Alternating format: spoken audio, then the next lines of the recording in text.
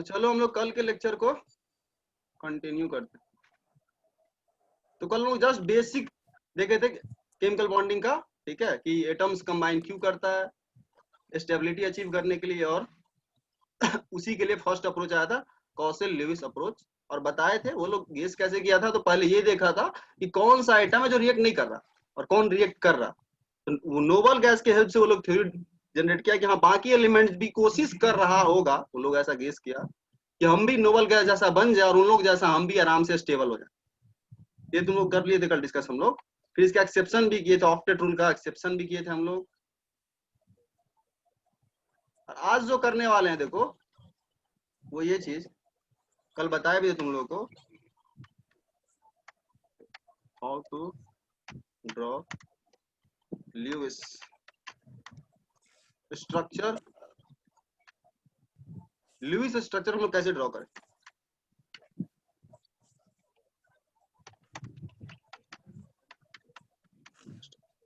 किसी आयन का या किसी न्यूट्रल मॉलिक्यूल का ल्यूइस स्ट्रक्चर कैसे ड्रॉ करें। तो सबसे पहला जिसमें चाहिए वो ये चीज है, देखो ल्यूइस सिंबल। किसी भी एटम के लिए हम लोग ल्यूइस सिंबल जस्ट बना रखें कि डॉट से दिखाना है या क्रॉस से, जो भी। तो ल्यूइस सिंबल का बात करते हैं पहले। Lewis symbol of an atom या एलिमेंट, जो भी बोलो। ये क्या बोलता है, ये कुछ नहीं बोलता, ये सिंपल ये बोलता है कोई भी एटम का तुम्हें ल्यूइस सिंबल लिखना है तो उस एटम का सिंबल ले लो, उसका वैलेंस इलेक्ट्रॉन पता कर लो, और वैलेंस इलेक्ट्रॉन इतना डॉट दिखा दो उसके ऊपर। देखो एग्जांपल लेते हैं, मान लो तुम्हें बोला गया हमें नाइट्रोजन का ल्यूइस सिंबल चाहिए, तो सबसे पहले तुम इसका वैलेंस इलेक्ट्रॉन पता करो। 257 5 वैलेंस इलेक्ट्रॉन है इसका। तो तुम कुछ नहीं करना, ल्यूइस सिंबल के लिए क्या करोगे, नाइट्रोजन का सिंबल ले लोगे और इस पे 5 डॉट सिमेट्रिकल तरीके से रख दोगे।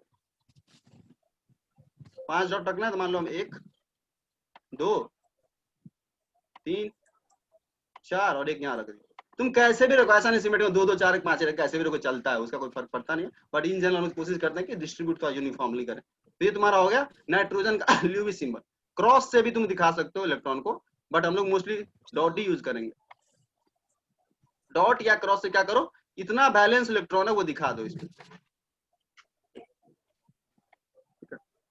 2 2 4 ये हो गया इसका ल्यूइस सिंबल। तो किसी भी एलिमेंट का ल्यूइस सिंबल तुम लोग इस तरह से लिख सकते हो। क्लोरीन का लिखना है तो क्लोरीन का सिंबल Cl, और बैलेंस इलेक्ट्रॉन होपफुली सब लोग को पता होगा 7 होता है, हम लोग कर चुके हैं ये सब डिस्कशन। 2 4 6 और एक और बचा तो अपने पास ही था। तो डॉट या क्रॉस, हम डॉट ही यूज करेंगे, पहले बोल देते हैं। एनसीईआरटी शायद पता नहीं क्रॉस, कहीं पे क्रॉस यूज करता है कहीं पे डॉट यूज करता है, अलग अलग बुक में वेरी करता है। हम लोग डॉट यूज करेंगे। ये है ल्यूइस सिंबल, सिंपल है, कुछ है नहीं, जस्ट डिफाइन कर दिया गया। अब आता है स्ट्रक्चर की बात करते हैं, स्ट्रक्चर कैसे ड्रॉ करें। तो उसके लिए देखो इन जनरल 2-3 स्टेप है जो तुमको फॉलो करना है, ठीक है। बट वो स्टेप ऐसा नहीं है कि तुम मतलब एक्यूरेट उसको फॉलो करोगे और आ ही जाएगा। कुछ तुमको खुद का भी हिट एंड ट्रायल लगाना होता है, पहले ही बोल देते हैं क्लियरली, ठीक है। तो तुम ऐसा नहीं होता कोई तुमको पढ़ाएगा बोलेगा तो तुम्हारे पास जादू का तरीका है कि तुम ऐसे बताएंगे ऐसे जॉब हो जाएगा। बट एक समझते हो ना, एक सीक्वेंशियल स्टेप है जिसको तुमको हेल्प करेगा इल्यूस्ट्रेटर लिखने में। बट ऐसा नहीं कि वो एकदम 100% वैसे फॉलो करेगा और आ ही जाएगा सबका इल्यूस्ट्रेटर, ऐसा भी नहीं है। कुछ खुद का भी गेस लगाना होता है। पढ़ना एनसीईआरटी में लिखा हुआ है कि एक हिट एंड ट्रायल अप्रोच है, और जब भी hit and trial word use किया जाता है इसका मतलब है वो गेस पे डिपेंड कर रहा है, उसका कोई श्योर तरीका नहीं है तुम्हारे पास। तो एक हम तुमको बताएंगे तरीका है, इसको फॉलो करोगे इजी होगा, बट खुद का भी कुछ तुम हिट एंड ट्रायल लगाना होगा। ये पहले ही बोलते हैं, क्लियर कर पाते हैं वो बोल के पहले। अब आते हैं स्टेप्स पे।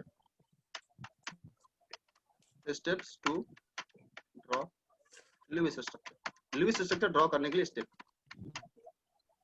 ठीक है, प्रोसीजर बोल लो जो भी बोलो, ठीक है। सबसे पहला स्टेप क्या हुआ देखो, सबसे पहला स्टेप क्या है, फाइंड टोटल या कैलकुलेट, जो भी बोलो, टोटल इलेक्ट्रॉन्स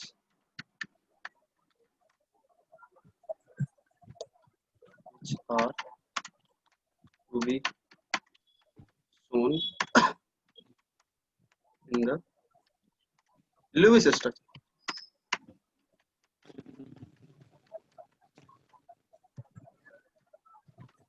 पहले तुम्हें क्या करना है, जो भी केमिकल स्पीशीज तुम्हारे पास है, सल्फेट है, अमोनिया है या वाटर है, कोई भी है, उसका स्ट्रक्चर ड्रॉ करने से पहले पहले उसके लिए टोटल इलेक्ट्रॉन्स निकालना। कौन सा इलेक्ट्रॉन? जो इलेक्ट्रॉन लुईस स्ट्रक्चर में तुम्हें शो करना है। एग्जांपल देखो, अब ये टोटल इलेक्ट्रॉन किसके इक्वल टू होगा वो लिख देते हैं यहाँ पे direct. Total electrons is equal to होगा टोटल वैलेंस इलेक्ट्रॉन प्लस या फिर माइनस, प्लस या फिर माइनस चार्ज। अगर वो चार्ज स्पीसीज, मान लो सल्फेट आयन का स्ट्रक्चर बनाना है, नाइट्रेट आयन का स्ट्रक्चर बनाना है, तो चार्ज को भी लेना। एग्जांपल देके इलस्ट्रेट करते हैं फर्स्ट स्टेप को फिर समझ। मान लो तुम्हें बोला गया हमें अमोनिया का लुईस स्ट्रक्चर बना के बताओ। तुम सबसे पहले वैलेंस इलेक्ट्रॉन हर का निकालोगे और ऐड करोगे। तो नाइट्रोजन का वैलेंस इलेक्ट्रॉन कितना होता है? 5 प्लस हाइड्रोजन का कितना होता है? 1। सिर्फ वैलेंस इलेक्ट्रॉन, ये फॉर्मूला लगा रहे हैं। 5 प्लस एक हाइड्रोजन का वैलेंस इलेक्ट्रॉन होता है 1, तो 1 इंटू कितना हाइड्रोजन? 3, तो 3। ये आ गया टोटल वैलेंस इलेक्ट्रॉन। क्योंकि सच में बॉन्डिंग जो होता है तो वैलेंस वाला ही करता है पार्टिसिपेट, इसलिए हम लोग सिर्फ वैलेंस इलेक्ट्रॉन को निकाल रहे हैं अमोनिया के लिए। अब प्लस माइनस क्या करना है? चार्ज। बट चार्ज तो अमोनिया पे है ही नहीं, कुछ चार्ज स्पीसीज है नहीं, तो इस केस में तुम्हारा ये हो जाएगा टोटल इलेक्ट्रॉन और ये हो जाएगा 5 प्लस 3 8। 8 इलेक्ट्रॉन हो गया अमोनिया के लिए, जो तुम्हें स्ट्रक्चर में शो करना होगा, या तो बॉन्ड के फॉर्म में या फिर लोन पेयर के फॉर्म में। बताएंगे लोन पेयर क्या होता है अगर कोई नहीं जानता है। एक और एग्जांपल चार्ज वाला लेते हैं। सल्फेट आयन है मान लो,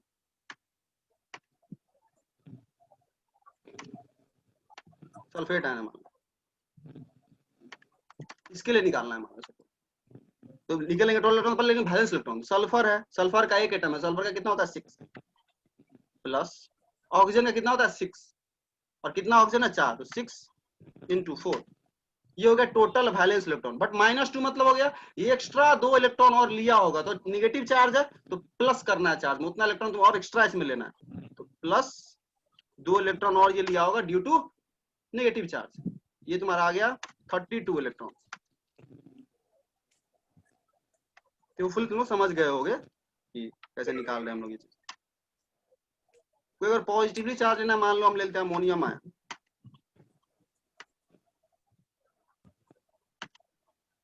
+1,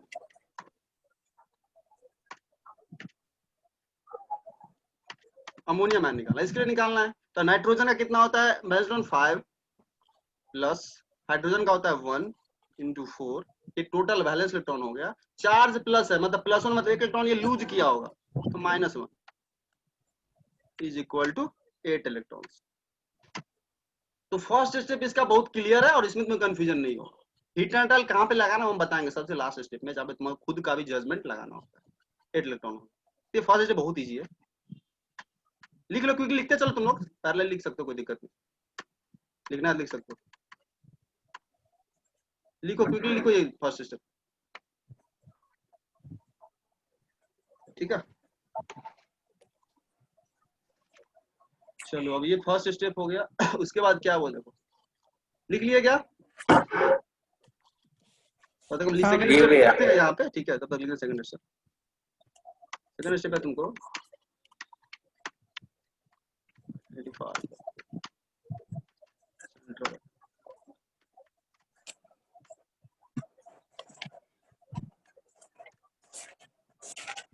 लुईस सिंबल जस्ट लिखना। पहले तुम्हें क्या होता है? बैलेंस सिंबल, और उसके ऊपर डॉट दिखा दो जितना बैलेंस इलेक्ट्रॉन है। उसके बाद हम लोग इस स्टेप्स पे,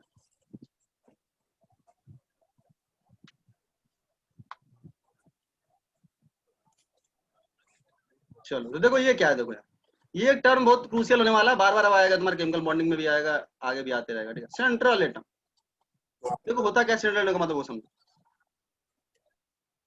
मॉलिक्यूल में एटम एटम से बॉन्डेड है, तो जनरली बीच में जो एटम होता है ना, सेंटर पे, ऐसे अगर बोले तो सेंटर पे जो एटम होता है बीच में, मान लो तुम्हारा बात करते हैं, मान लो ऐसे सिंपल कलम लोग इसका डिस्कशन किए थे, ध्यान हो सब लोग, SF6 सल्फर हेक्साफ्लोराइड।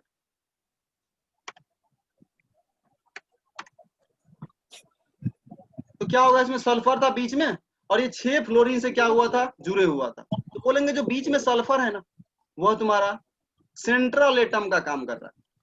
तो तुम्हें हम सिंपल फॉर्मूला लिख के दे देंगे NH3, तो भाई तुम्हें ये जज करने आना चाहिए कि कौन बीच में आएगा, सेंटर पे आएगा,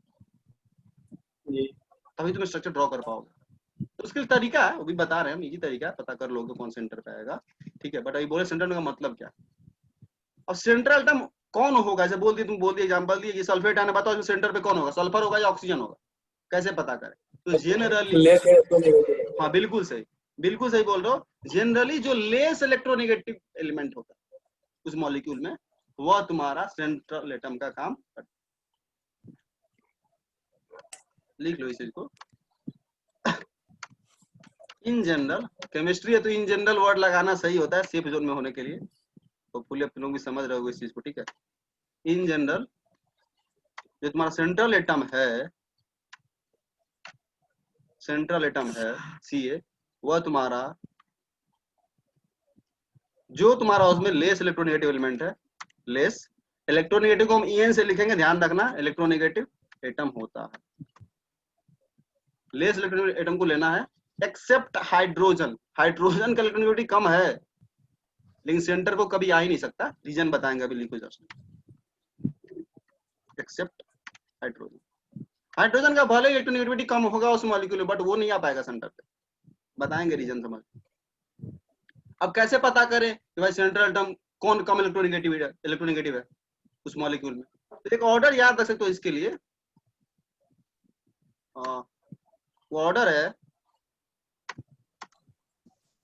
FONSP, मोस्टली यही सब आने वाला है तुम्हारे पास, FON, फिर सल्फर, फिर फास्फोरस। ये जो देख रहे हो 5 एलिमेंट, ये तुम याद रख सकते हो जनरली, ये ऑर्डर है। फ्लोरीन सबसे ज्यादा इलेक्ट्रोनेगेटिव होता है एलिमेंट में भी, ये ऑर्डर जो लिखे हुए हैं।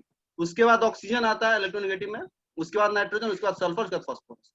तो ये 5 तुम्हारा डिक्रीजिंग ऑर्डर ऑफ इलेक्ट्रोनेगेटिविटी है, इससे तुम डिसाइड कर सकते हो। मोस्टली तुम लिखोगे उसमें फ्लोरीन ऑक्सीजन सब तो आता ही रहता है, oxygen nitrogen sulphur phosphorus, mostly जो तुम कंपाउंड एनकाउंटर करोगे एटलीस्ट इनऑर्गेनिक में जो भी पढ़ेंगे हम लोग, तो ये सब आने वाला है, तो इससे तुम जज कर सकते हो कौन कम इलेक्ट्रोनेगेटिव। यहाँ लिख लो, ये जो लिखे हैं हम लोग इसमें, जो लेफ्ट में है वो सबसे ज्यादा इलेक्ट्रोनेगेटिव है, जैसे जैसे राइट जा रहे हैं, फ्लोरीन से फास्फोरस की तरफ जा रहे हैं, तो इलेक्ट्रोनेगेटिविटी एटम का घटते जा रहा है, ये ऑर्डर याद रख सकते हो कौन। ये भी क्वेश्चन कभी सबसे ज्यादा इलेक्ट्रोनेगेटिव एलिमेंट कौन होता है, मोस्ट इलेक्ट्रोनेगेटिव, तो फ्लोरीन होता है। सेकंड मोस्ट बोलेगा तो ऑक्सीजन होगा।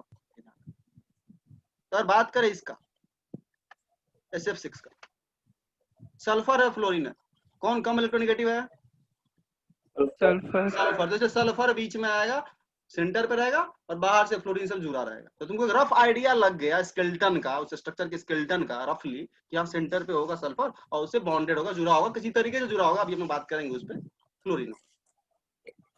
मान लो इसका बात करें, नाइट्रोजन और हाइड्रोजन, कौन सा इलेक्ट्रोनेगेटिव है, हाँ बोलो। ये नाइट्रोजन और क्लोरीन का इलेक्ट्रोनेगेटिविटी सेम होता है, तो सेंट्रल एटम कौन होगा।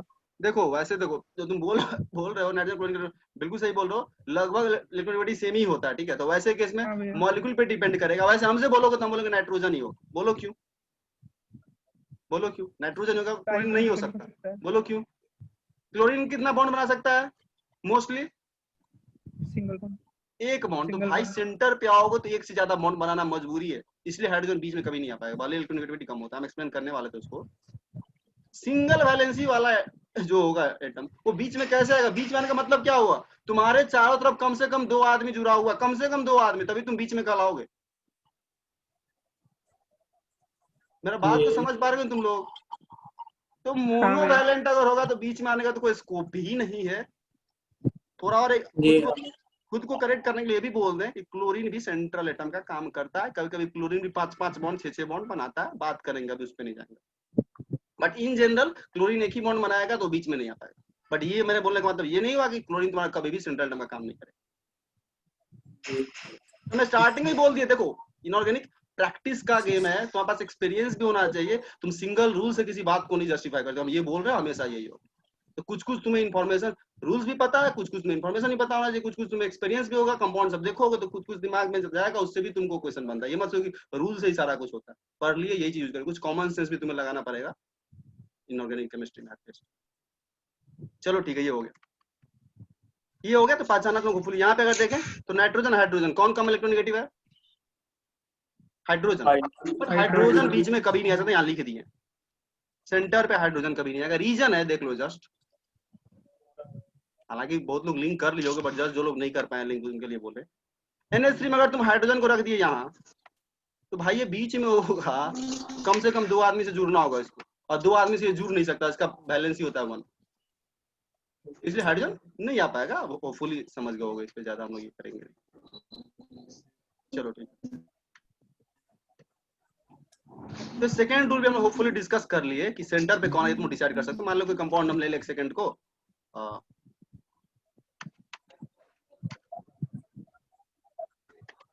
वो जो तुम्हारा प्रैक्टिस हो जाएगा, तुम तो ऐसा हो जाएगा, तुम मॉलिक्यूल देखा देखा ही लगेगा, तुमको ऐसे ही पता रहेगा, तुम सोचोगे भी नहीं, तुम ऐसे ही बोल दोगे ये सेंटर पे आता है, तो वो प्रैक्टिस में इतना हो जाता है। ठीक है, IF7 में बोलो कौन आएगा सेंटर पे, कौन आएगा सेंटर पे, कौन आएगा ये बताओ।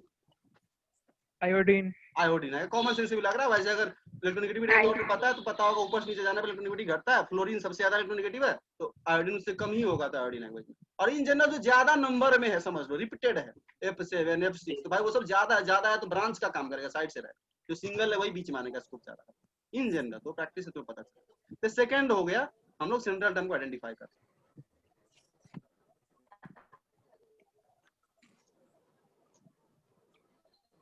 थर्ड पे आते हैं,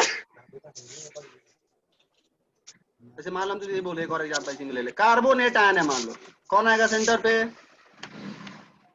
कार्बन। कार्बन। क्योंकि ऑर्डर भी देख लो, यहाँ से ऑक्सीजन पहले है तो कार्बन इसके बाद ही कहीं आया होगा, कम इलेक्ट्रोनेगेटिव तो कार्बन बीच में।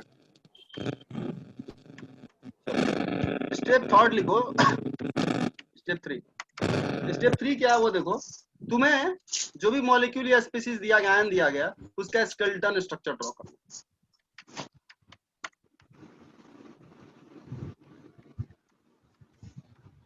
ये कुछ नहीं, सिंपल है, स्टेप सिंपल है, जस्ट स्टेप वाइज होने के लिए हम ऐड कर दिए इसको हम नीचे ही करते हैं। पर लिख लो स्टेप 2 तक सब लोग क्विकली।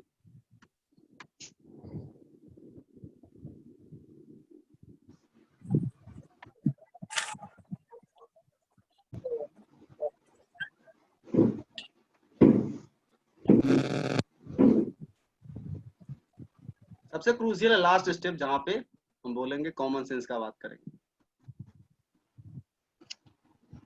इधर वाला स्टेप सब तो मतलब क्लियर कट है, इसमें कुछ कंफ्यूजन तुमको नहीं होगा। सबसे लास्ट स्टेप में थोड़ा सा खुद का भी ये लगाना होता है, और खुद का प्रैक्टिस भी काम आता है। वहाँ पे तुम प्रैक्टिस करना होगा, देखना होगा मॉलिक्यूल्स वगैरह, कुछ कुछ मेमोरी में भी तुम्हारे पास होना चाहिए कि किसका कैसे होता है। तो हम बता देंगे, जो सच्चा है वो बता देंगे हमको, वो टाइप से नहीं कि मतलब हम लोग ऐसे वहाँ करवाया गया था। एलिमेंट्स वाले बोलते थे बेटा इनऑर्गेनिक बहुत कंसेप्चुअल है, बहुत कंसेप्ट, हम लोग पूरा कंसेप्चुअली पढ़ाते हैं, कुछ याद नहीं करना पड़ता है। ठीक है, कुछ याद नहीं करना पड़ता है। जब भी 1-2 चैप्टर बीता फिर सच्चाई सबको पता चल गया। तो हमारा वो नहीं, स्टार्टिंग से जो सच्चा है वो बोलते चलेंगे, जिस में जो जो होता है वो बता देंगे। ठीक है, लिख लो क्योंकि आगे तुम लोग भी खुद लिंक कर लो, उसके लिए कोई दिक्कत नहीं है, धीरे पता चल जाता है।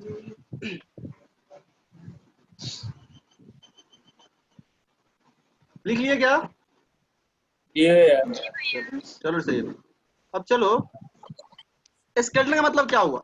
ज्यों ही तुम उस केमिकल स्पीसीज का सेंट्रल टर्म पता कर ले, मतलब तुमको एक रफली पता, स्केलेटन का मतलब यही होता है, तो जस्ट स्केलेटन, कंप्लीट स्ट्रक्चर नहीं, रफली तुमको पता चले कौन कहाँ पे है। जैसे हम एग्जांपल का बात करते हैं, एक सिंपल सा एग्जांपल, मान लो हम बात किया अमोनिया का ही बात करते हैं।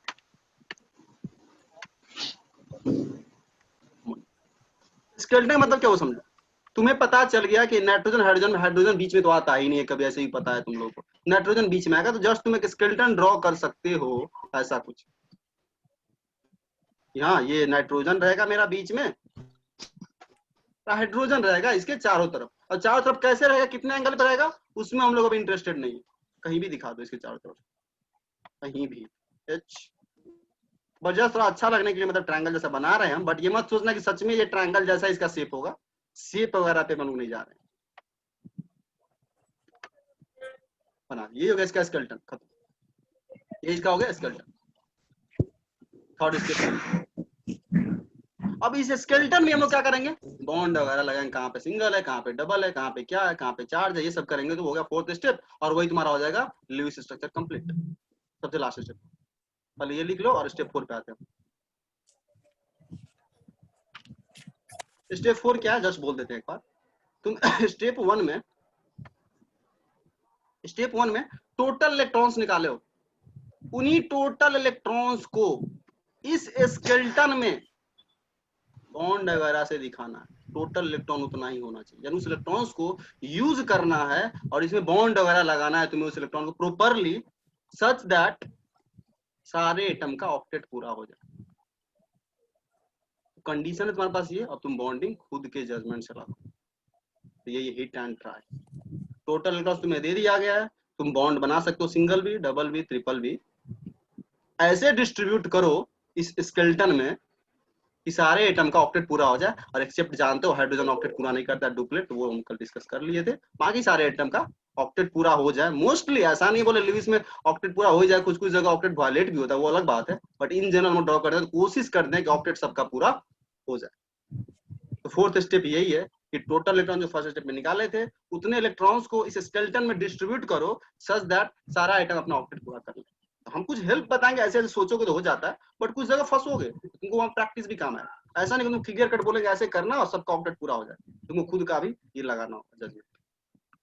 उस जगह इजी होगा, मोस्टली न्यूट्रल स्पीसीज जब आता है तो वहां पे चार्ज टेंशन नहीं होता, चार्ज वाले में थोड़ा बहुत तुमको पता भी होना चाहिए कहाँ पे चार्ज होता है, वो तो हम लोग करेंगे, टेंशन मत लो। जितना भी मोस्टली आता है ना कंपाउंड वगैरह क्वेश्चन पेपर वगैरह में, सारा काम लोग लिविस करेंगे, तुम लोग को एक तरह से मतलब समझ रहे हो ना, याद नहीं हो जाएगा, जब हम लोग ये कर लेंगे, लिस्ट डाउन कर लेंगे, बट समझ में आना चाहिए कैसे हुआ है, कैसे ऑक्टेट पूरा, ये सब समझ में आना चाहिए तुमको। याद करना मतलब ये नहीं पूरा हम लोग याद ही कर लेंगे, ठीक है। चलो ठीक है, तो हम लोग यहाँ करते हैं, इसी की बात करते हैं। फोर्थ स्टेप है, स्टेप 3 तुम लोग लिख रही है, हम स्टेप 4 इसी में लिखने वाले हैं, इसलिए पहले बोल रहे हैं। स्टेप 3 लिख लो, अगले स्टेप पे अपना बढ़ जाओ, हम यहाँ पे इसी पे करने वाले हैं। स्टेप 4 है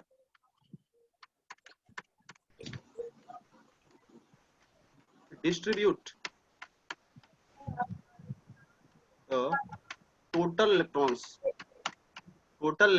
कैलकुलेटेड इन स्टेप 1। स्टेप 1 में जो हम तुम्हें बताए हैं टोटल इलेक्ट्रॉन्स कैलकुलेट करने का, उसको क्या करना है, तुम्हें डिस्ट्रीब्यूट करना है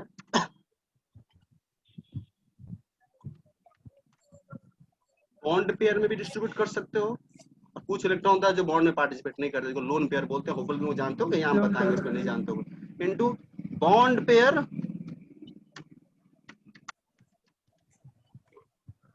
and lone pairs such that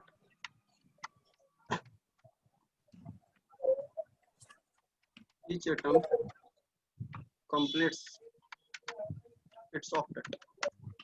सारा का सारा आइटम तुम्हारा ऑक्टेट कंप्लीट कर ले एक्सेप्ट हाइड्रोजन, वो अज्यूम्ड है, ध्यान रखना, वो हम लिखने का जरूरत नहीं है, बट बोलोगे तो लिख देंगे। हाइड्रोजन का डुप्लेट होता है, जानते हो तुम लोग।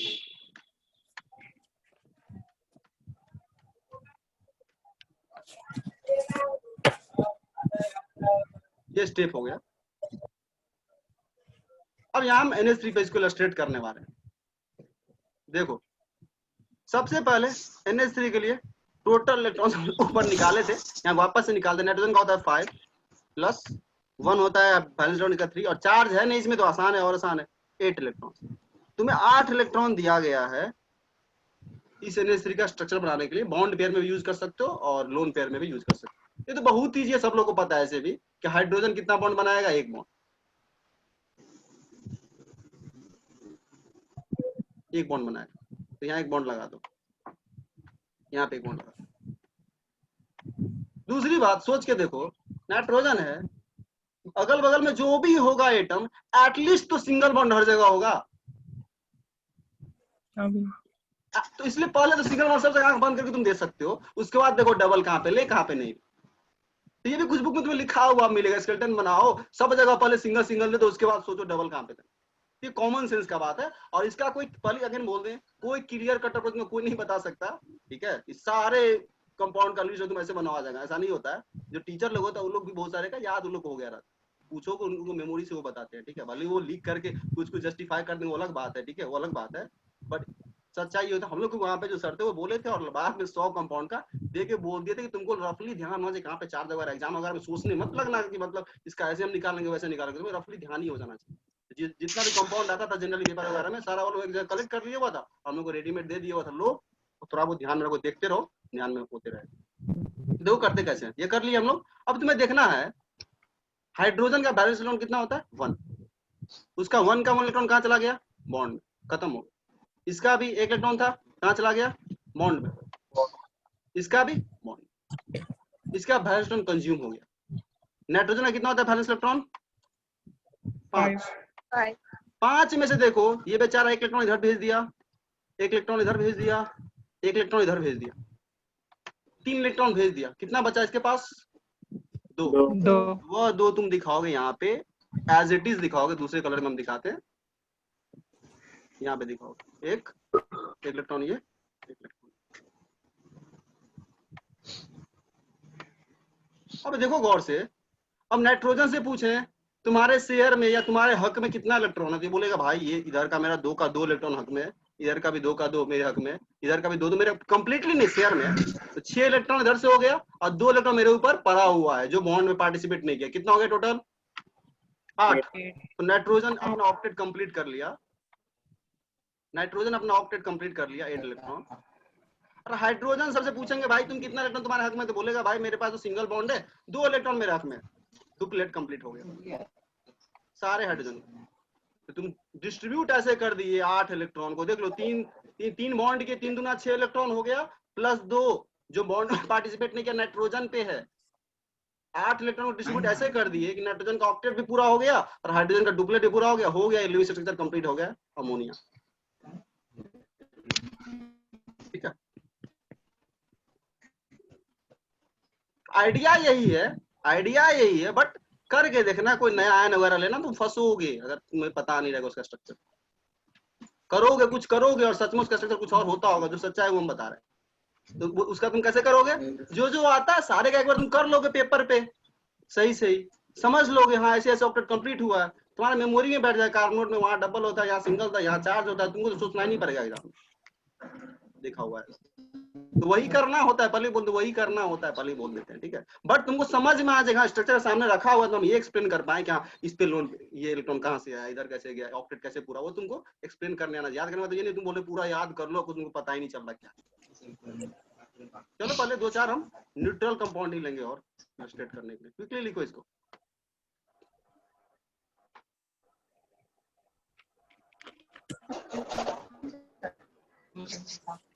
ये लिख लेना, नाइट्रोजन का ऑक्टेट पूरा होगा, नाइट्रोजन का ऑक्टेट तो लिख लेना।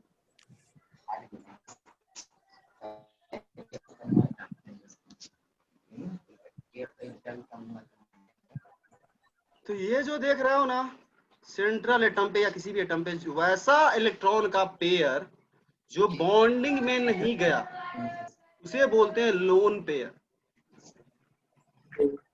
उसे बोलते हैं लोन पेयर।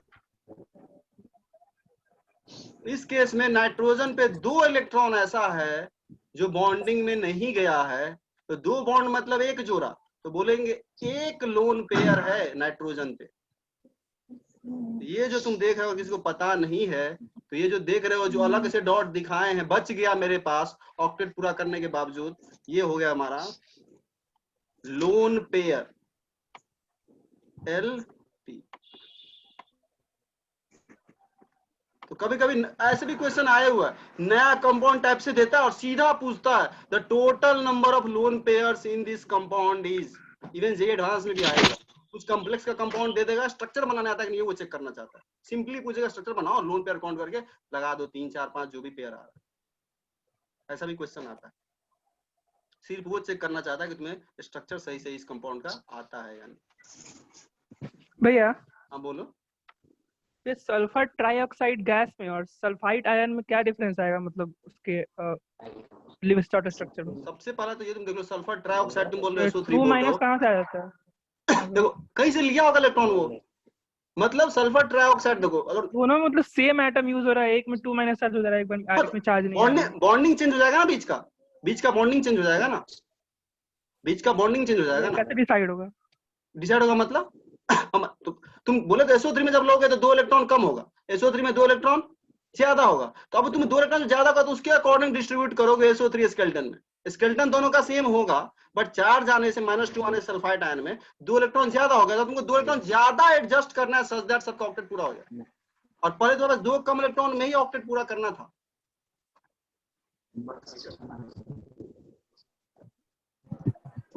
तो यह स्टेप क्लियरली लिख लो, यह स्टेप हीट एंड ट्रायल पे बेस्ड है, क्लियर बोल रहे हैं, हीट एंड ट्रायल पे बेस्ड है। तुम्हें खुद का भी गेस लगाना होगा। इजी कंपाउंड होगा तो गेस लगाना आसान होता है, पर थोड़ा टेढ़ा आएगा तो तुमको खुद का प्रैक्टिस भी थोड़ा काम देता है। चलो क्विकली दो चार हम सिंपल अभी न्यूट्रल का करेंगे, आयंस का हम डिस्कस बाद में करेंगे कि चार्ज कहाँ पे आएगा उसका हम डिस्कशन करेंगे थोड़ा सा। क्विकली ये लिख लिए सब लोग? हाँ भैया। लिख लिए तो बोल देना लोन पेयर ये लिख लो, ठीक है। और जस्ट लोन पेयर का डेफिनेशन लिखना नीचे लिख लो, जस्ट वैसे हम आगे करने वाले हैं। लोन पेयर लिख के डैश दे दो। द इलेक्ट्रॉन पेयर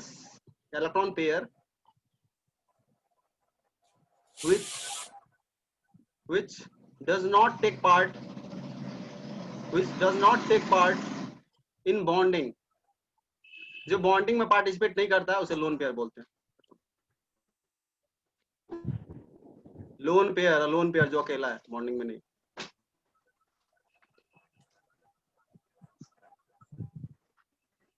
चलो इसको हम करने वाले हैं क्लियर, अगर लिख लियो सब लोग तो ठीक है। एक थोड़ा सा टेढ़ा हम लोग लेते हैं, पहले हम 5-7 लिख देते हैं, ठीक है। हम लोग पूरा डिस्कस नहीं करेंगे, जाके घर पे तुम लोग ट्राई कर लेना एक बार, जस्ट प्रैक्टिस के लिए नहीं है। CCl4 कार्बन टेट्राक्लोराइड, केवल न्यूट्रल हम ले रहे हैं मॉलिक्यूल। कार्बन टेट्राक्लोराइड वाटर जानते हो तुम लोग वैसे, बट जस्ट अभी स्टार्ट है इसलिए थोड़ा लिखना जरूरी है। वाटर हो गया, और ले लो तुम क्या लोगे, CO2, ठीक है। और क्या लोगे, ये ले लो SO2Cl2, SO2Cl2, ठीक है। और कुछ देखो एनसीईआरटी में कुछ कंपाउंड दिए हुआ था न्यूट्रल का। हाँ देख लो यहाँ पे नोबल गैस का भी कुछ कंपाउंड होता है, उसका भी तुम लोग बना लो। बिल्कुल सही, कार्बन मोनोऑक्साइड, बिल्कुल सही, ध्यान दिलवा दिए। HNO3 बिल्कुल तुम्हारे पास जो ध्यान में नहीं, HNO3 मत लो अभी, इसलिए वो नाइट्रेट से रिलेटेड है। आयन आ गया ना, तो वो नाइट्रेट एक्चुअली, HNO3 का स्ट्रक्चर नहीं, वो एक्चुअली नाइट्रेट का स्ट्रक्चर है। नाइट्रेट जानते तो हो जाएगा। तुम कोशिश करें न्यूट्रल ले जिसका आयनिक फॉर्म जनरली नहीं हम लोग ले ट्राई करना खुद से। आयंस का हम लोग अलग से डिस्कस करने वाले हैं कैलकुलेशन, सिर्फ आयंस का फिर मैं कमेंट कर लेंगे। ये हो गया। और एक देख लो, ये देखो तुम लोग क्या एनसीईआरटी का बुक, उसमें कुछ नोबल गैस का भी कंपाउंड दिया हुआ था एक्सेप्शन में, पता है? हाँ तो जेनॉन का दिया हुआ है कंपाउंड 2-3, XCF4 दिया हुआ है, देखना पड़ेगा हमको।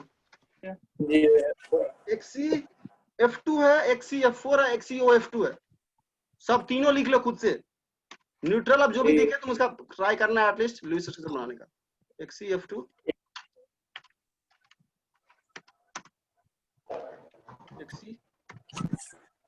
XCOF2,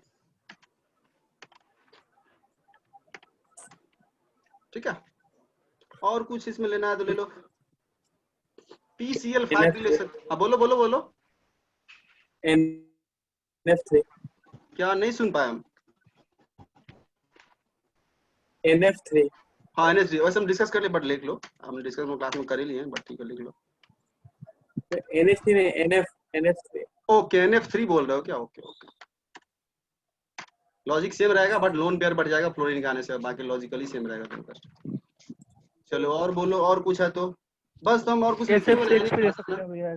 हाँ मतलब आते रहो तो ऐसे डिस्कस करते रहो, पहले बोलते हैं डिस्कस कर देना, कोई कंपाउंड नया दिखे नहीं पता डिस्कस कर लेना, हो सकता है हमको भी उसका से पता नहीं, देख कर हम डिस्कस कर लेंगे। वैसे ही होता है, एक बार तुम करके उसका जब 100 कंपाउंड करीब कर लोगे ना, फिर तुम्हें कोई दिखेगा नहीं पेपर में कोई नया कंपाउंड जैसा, एटलीस्ट इधर वाले पार्ट का बोल रहे तो वैसे ही होता। हम लोग वैसे ही करवाया गया था, पहले पढ़ा दिए थे सर, ठीक है खूब करवा दिए थे, उसके बाद बस लास्ट में क्या किया तो वो रेडीमेड एक पेज जैसा था, हमको मिल नहीं रहा है बट कहाँ पे होगा, सारा का सारा उसमें लिस्ट डाउन था स्ट्रक्चर, ठीक है। सर बोलते बस एक बार देखते रहना, सही बात, देखते देखते देखते हम लोग ऐसा हो गया था पूरा याद ही उस टाइम होता था, कोई पूछे सीधा सीधा बोल देंगे यहाँ डबल होगा, यहाँ सिंगल होगा, यहाँ चार्ज होगा, प्रैक्टिस करते करते, और उसी से क्वेश्चन डायरेक्ट हो भी जाता था एग्जाम।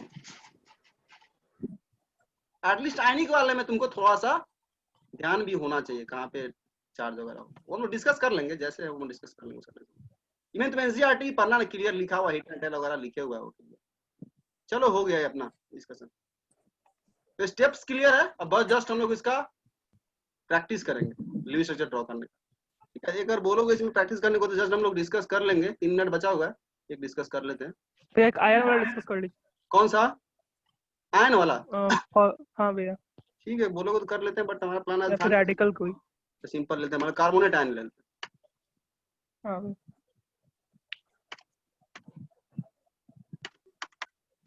सबसे पहला इसका इलेक्ट्रॉन निकालो, क्योंकि 4 प्लस 6 होता है ऑक्सीजन, 24 होगा भैया। 3 बिल्कुल सही, प्लस 2 इक्वल टू 24 रखो। स्केलेटन ड्रॉ करो।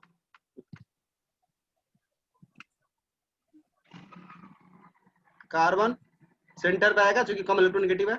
ऑक्सीजन को कहीं भी रख दो, फर्क नहीं पड़ती है। मत तुम पूछना कि ऐसे ही क्यों रखो, ऐसे भी रखो। अभी तुम एग्जैक्ट एंगल वगैरह पे नहीं जा रहे हो, बॉन्ड एंगल वगैरह पे, वो बाद पे आएगा, डिस्कशन करेंगे।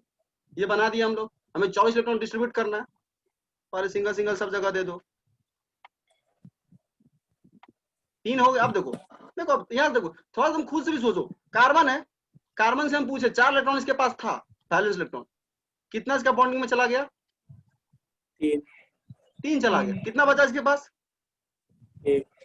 भाई एक तो ये लोन पेयर जैसा बचा के रख नहीं सकता है ना, पेयर में ही बचा के तुम रख सकते हो। तो इसका मतलब वो एक भी इसको बॉन्डिंग में भेजना पड़ेगा, तो किसी एक तरफ वो भेजेगा डबल बॉन्ड।